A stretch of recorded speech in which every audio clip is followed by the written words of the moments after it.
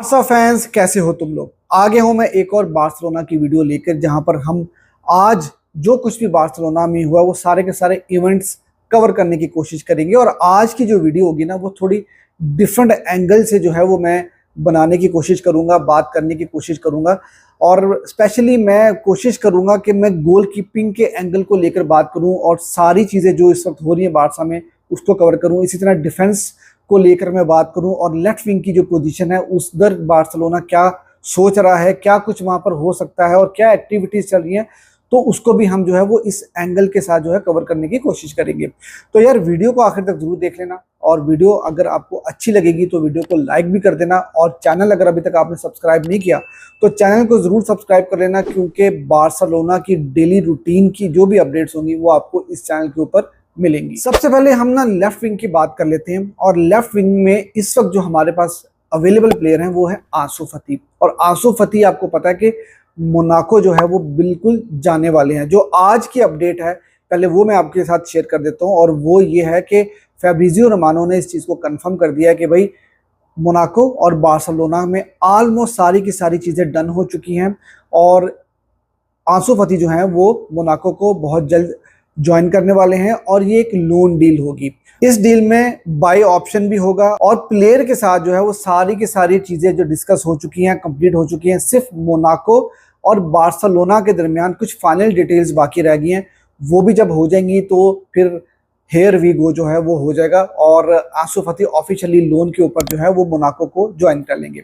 अब क्योंकि left wing की बात हो ही रही है तो उसके साथ साथ हम बाकी के ऑप्शंस भी डिस्कस कर लेते हैं, बाकी की एक्टिविटीज को भी डिस्कस कर लेते हैं। तो देखो यार, राशफोर्ड का केस कल मैंने काफी डिटेल में आपके साथ शेयर किया था, और आज भी जो न्यूज आई है वो यही आई है कि राशफोर्ड जो है वो बहुत डेस्परेट है बार्सिलोना को ज्वाइन करने में, और वो हर कीमत में बार्सिलोना को ज्वाइन करना चाहते हैं। ठीक है, और उसके लिए अगर उनको अपनी सैलरी को भी कम करना पड़े तो वो अपनी सैलरी को भी कम करने को तैयार हैं, और ये लोन डील भी हो सकती है, और बार्सिलोना इंसिस्ट लोन डील के ऊपर ही कर रहा है। लेकिन यहाँ पर कुछ और न्यूज भी आ रही हैं, वो ये आ रही है कि डेको अभी भी लुइस डियाज को चाहते हैं कि वो किसी तरह से लुइस डियाज को साइन कर लें। अब मुझे समझ में नहीं आ रहा कि यार डेको लुइस डियाज को कैसे साइन करेंगे, इतनी बड़ी अमाउंट 80-85 मिलियन वो कैसे पे करेंगे, तो मुझे समझ में नहीं आ रहा। लेकिन डेको ये समझते हैं कि लेफ्ट विंग की पोजीशन के लिए जो है वो लुइस डियाज बार्सिलोना के लिए बेस्ट ऑप्शन है, और डेको को लुइस डियाज बहुत पसंद है, और ये काफी टाइम से ये रूमर्स और ये बातें चली आ रही हैं। तो अब देखते हैं कि यार आगे चल के किस तरह से चीजें मैनेज होंगी, क्योंकि फाइनेंशियल सिचुएशन भी जो है वो हमें कंसिडर करनी होगी, और आप जानते हैं कि बारसा की फाइनेंशियल कंडीशन ऐसी नहीं है कि हम जो है वो इतनी बड़ी अमाउंट पे कर दें। और उसके साथ साथ राशफोर्ड का भी जो केस है वो आप जानते हैं कि राशफोर्ड को भी बार्सिलोना लोन के ऊपर लाना चाहती है, क्योंकि बारसा ज़्यादा रिस्क नहीं लेना चाहती। मैन यूनाइटेड 40 मिलियन मांग रही है, और बारसा नहीं चाहती कि बारसा 40 मिलियन पे कर दे और राशफोर्ड आकर एक फेलियर के तौर पे बारसा में वो सामने आए। तो बारसा इस तरह की कोई गलती नहीं करना चाहती, तो लोन मूव के लिए जाना चाहती है। दूसरी तरफ ये आ रही है कि अल नसर, जो इस वक्त रोनाल्डो जहां से खेल रहे थे पिछले सीजन में, अभी पता नहीं रोनाल्डो भी छोड़ के जा रहे हैं वहां से शायद, तो अल नसर जो है वो काफी ज्यादा इंटरेस्टेड है लुइस डियाज को साइन करने में। और कहा यह जा रहा है कि जो इन्वेस्टमेंट कंपनी जो नसर को ओन करती है वहां से उन्होंने 85 मिलियन के जो फंड्स हैं वो उन्होंने मांग लिए हैं, ताकि वो लिवरपूल को 85 मिलियन देकर लुइस डियाज को साइन कर लें। तो ये भी एक कहानी में थोड़ा सा ट्विस्ट आया, तो देखते हैं कि अब क्या होता है, वो अल नसर को ज्वाइन करते हैं या वो बारसा का वेट करते हैं। और अगर उन्होंने अल नसर ज्वाइन कर ली तो भाई लुइस डियाज का केस तो यहाँ पर खत्म हो जाएगा। लेकिन यहाँ पर एक और ट्विस्ट भी बाकी है, वो ये कि आज जॉर्ज मेंडेस जो है ना वो बार्सिलोना में थे, और उन्होंने बार्सिलोना के कुछ ऑफिशियल्स के साथ आज मुलाकात की है, और कुछ रूमर्स ऐसे आ रहे हैं, कुछ न्यूज़ ऐसी आ रही है कि वहाँ पर राफेल लेओ का नाम भी लिया जा रहा है, उनको भी आज डिस्कस किया गया है।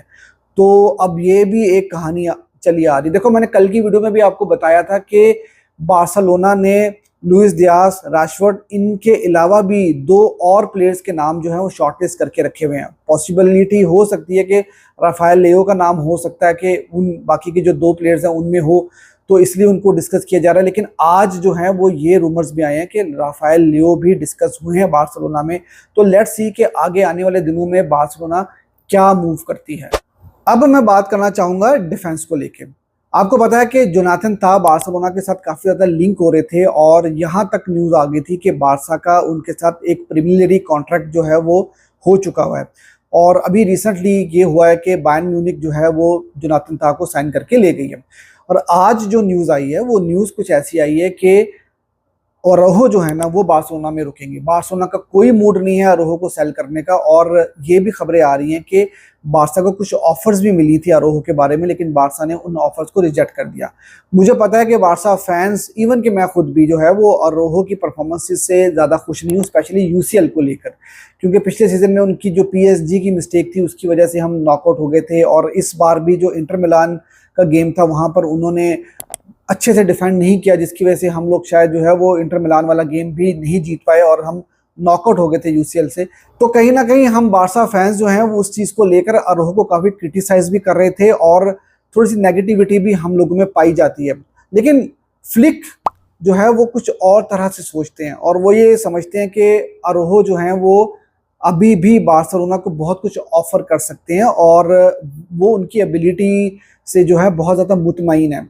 और वो ये समझते हैं कि अरोहो काफ़ी पेसी भी हैं, और बड़ी गेम्स जैसे रियल मैड्रिड की, एटलेटिको डी मैड्रिड की गेम जो थी वहाँ पर उन्होंने बहुत अच्छी परफॉर्मेंसेस भी दी हैं, और उनको लगता है कि अरोहो जो है वो बार्सिलोना के लिए बहुत ही इंपॉर्टेंट प्लेयर साबित हो सकते हैं। और इसी वजह से बार्सिलोना ने जोनाथन ताह को साइन नहीं किया, क्योंकि बार्सा आज भी ये समझती है कि अरोहो जो हैं वो जोनाथन ताह से बेटर प्लेयर हैं। तो ये एक वजह है जिसकी वजह से बार्सा अरोहो को नहीं जाने देना चाह रही। और अगर आप अरोहो के कॉन्ट्रैक्ट की बात करो तो अरोहो का जो इस वक्त रिलीज क्लॉज है वो 65 मिलियन का है, और जनवरी 2026 में उनका रिलीज क्लॉज जो है वो 80 मिलियन तक चले जाएगा। तो फिर मेरे ख्याल से किसी भी क्लब के लिए उनको साइन करना थोड़ा ज़्यादा मुश्किल हो जाएगा, क्योंकि 80 मिलियन आई थिंक ये काफ़ी बड़ी अमाउंट हो जाएगी। तो फिलहाल मेरे ख्याल में बार्सिलोना जो खबरें आ रही थी ना कि डिफेंस में किसी भी प्लेयर को साइन नहीं करेगा, और डेको ने ये बात बोली भी थी, तो मुझे लगता है कि डिफेंस में हम कहीं पे कोई साइनिंग नहीं करने जा रहे, और अरोहो ही हमारे साथ रहेंगे। और उसके साथ साथ मेरे ख्याल से जो लास्ट सीजन में हमें डिफेंस देखने को मिली थी वही डिफेंस होगी। इनिगो मार्टिनेज, कुबारसी, अरोहो, क्रिस्टियनसन, बाकी कुंदे, बाल्दे वगैरह, और बाकी जो बैकअप ऑप्शंस जो हमारे पास हैं वही हमारे पास अगले सीजन में भी प्लेयर्स अवेलेबल होंगे। अब हम गोलकीपर की पोजीशन को लेकर बात कर लेते हैं। देखो यार, जॉन गार्सिया का नाम बहुत ज़्यादा लिया जा रहा है कि बार्सिलोना उनको साइन करना चाहती है, ठीक है। और कल भी मैंने बहुत डिटेल में वीडियो बनाई थी उनके बारे में। आज भी जो न्यूज़ आ रही है वो ये आ रही है कि जॉन गार्सिया के पास ये बहुत ज़्यादा ऑप्शंस आई थी कि वो बार्सा को रिजेक्ट कर सकते थे, लेकिन उन्होंने अभी तक बार्सा को रिजेक्ट नहीं किया। तो इसका मतलब है कि वो कहीं ना कहीं बार्सिलोना को लेकर सोच रहे हैं कि वो बार्सिलोना को ज्वाइन भी कर सकते हैं। आज एक नई डेवलपमेंट आई है, और वो ये है कि न्यूकासल एक नए गोलकीपर को टारगेट कर रही है। उनका नाम है जेम्स ट्रैफोर्ड। अब कल भी मैंने आपको ये बात बताई थी कि न्यूकासल या बार्सिलोना, इन दोनों में से कोई एक डेस्टिनेशन जो है जॉन गार्सिया का हो सकता है। और अब अगर न्यूकासल एक नए गोलकीपर के लिए जा रही है तो इसका मतलब है कि जो कंपटीशन था ना बार्सा का वो अब कम हो गया। लेकिन इसके अलावा भी कुछ टीम्स हैं जो जॉन गार्सिया को मॉनिटर कर रही हैं, और उसमें मैनचेस्टर सिटी का नाम भी लिया जा रहा है, इटली के भी कुछ क्लब्स का नाम लिया जा रहा है। तो अभी जब तक ये चीज़ें कंफर्म नहीं होती, बार्सिलोना प्रॉपर्ली उनको साइन नहीं कर लेती, तो हम कुछ कह नहीं सकते। लेकिन साथ ही साथ आज जिरार्ड रोमेरो, देखो उनकी भी जो खबरें हैं ना वो कई दफ़ा गलत हो जाती हैं, लेकिन आज उन्होंने भी एक इम्पॉर्टेंट न्यूज़ दी है जो मेरा काम बनता है आपके साथ शेयर करना। उन्होंने भी ये आज न्यूज़ दी है कि जॉन गार्सिया जो है वो काफ़ी ज़्यादा उनका झुकाव बार्सिलोना की तरफ बन चुका है, और मोस्ट प्रोबेबली वो बार्सिलोना को ही चूज़ करेंगे। तो देखते हैं क्या होता है आने वाले दिनों में। तो यार ये थी अब तक की वीडियो आपको अच्छी लगी हो तो यार वीडियो को लाइक कर देना। जितनी भी आज की न्यूज़ थी, जो भी एक्टिविटीज़ थी बार्सिलोना को लेकर, वो सारी की सारी मैंने कवर कर दी, अपना एनालिसिस भी उसके ऊपर आपको दे दिया। तो आप लोगों से ये रिक्वेस्ट रहेगी कि यार आप लोगों की सपोर्ट चाहिए होगी, और चैनल को सब्सक्राइब करना मत भूलना, क्योंकि यहाँ पर आपको डेली रूटीन में बार्सा की अपडेट्स जो हैं वो मिलती रहेंगी।